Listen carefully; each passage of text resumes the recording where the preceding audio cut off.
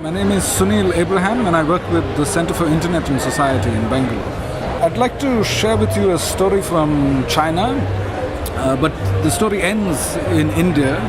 It ends with an innovation which is called the Spice Popcorn M9000. It's a phone that costs $120. It has almost all the features that you would expect in a $300 BlackBerry, but in addition, it has a peaker projector, a receiver for terrestrial television, a receiver for FM radio. It ships with external speakers, a tripod stand, a torch and a laser pointer. This is produced in an industrial estate in China called Shenzhen. And basically Indian entrepreneurs go to Shenzhen and are presented with a menu card. They tick all the options that they want on the phone. They place an order for about 5,000 phones. And in 45 days, these factories in Shenzhen deliver a completely custom-made phone for the Indian market. This is a type of process innovation and a production cycle that is unmatched in the formal mobile phone industry. A lot of the intellectual property on the Chinese phones actually infringe patents that are owned by rights holders in the developed world. On a single smartphone, there are easily about 25,000 patents. So it is almost impossible for an entrepreneur in China to negotiate deals with each one of those rights holders.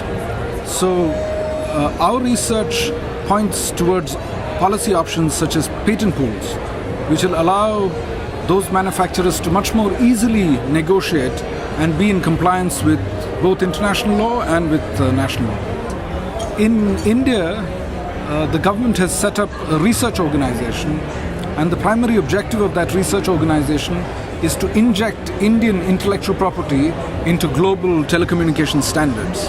And once Indian intellectual property is injected into those standards, then because of cross-licensing, a better royalty rate can be worked out. In China, when the Chinese entrepreneurs found it expensive to pay for CDMA royalties, the Chinese government came up with an alternative standard called TDMA, and then used it as a negotiating tactic with the rights holders to say that if you don't accept the royalty rate that we're willing to pay you, then we're going to shift as a nation to an alternative communication standard.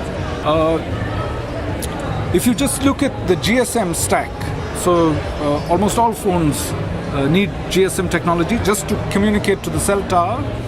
There are 900 patents in existence and another 600 patents that have been filed for. But out of the 900 patents, the essential patents have been organized into 6 patent pools. So it's much easier for a manufacturer to license into those patent pools. But if you move to other layers of the mobile phone stack, such as the operating system and applications and peripherals, there might be perhaps 4,000 patents on m-commerce, but those patents are not organized in pools. So a manufacturer of m-commerce technology has to get into individual license negotiations with each of those 4,000 patent holders to make sure that their product is completely safe. I think it's more and more critical for intellectual property policy to be informed by evidence. If I were to access a loan in India, I pay 44% compounding interest. That's the rate that I pay for accessing loans on my credit card in India. In Canada, I would assume it's dramatically lower. Part of that is explained by inflation, but part of that is also explained by the demand and supply of capital. If you now look at property, if I were to rent a house in New Delhi, which is the capital of India, I'm expected to pay 2 months of rent as deposit, as security. And if I rent a house in Bangalore, I pay 10 months rent as security deposit. So if you look at the worlds of tangible property and capital, the regime of rent is very complex. There are different interest rates for students, different interest rates for senior citizens. Unfortunately, the IP regime is much more simple and homogeneous. What we are hoping to do through evidence is ensure that the IP regime is also much more sophisticated and complicated for the modern world.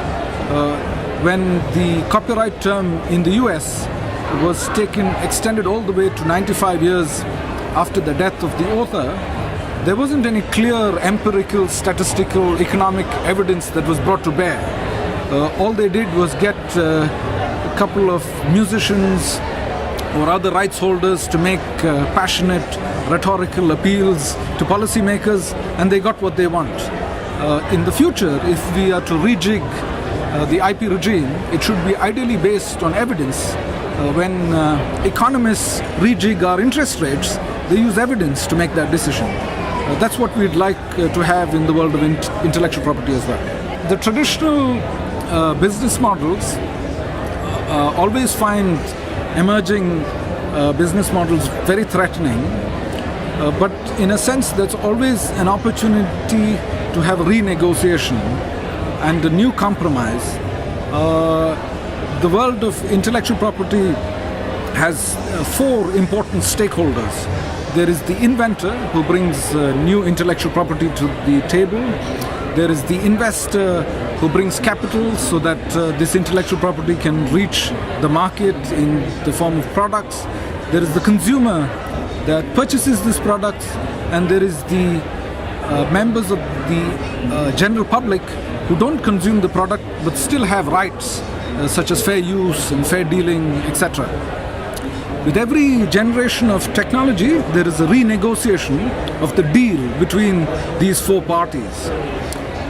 When cable television was first introduced in America, they used to pirate the films produced by Hollywood studios.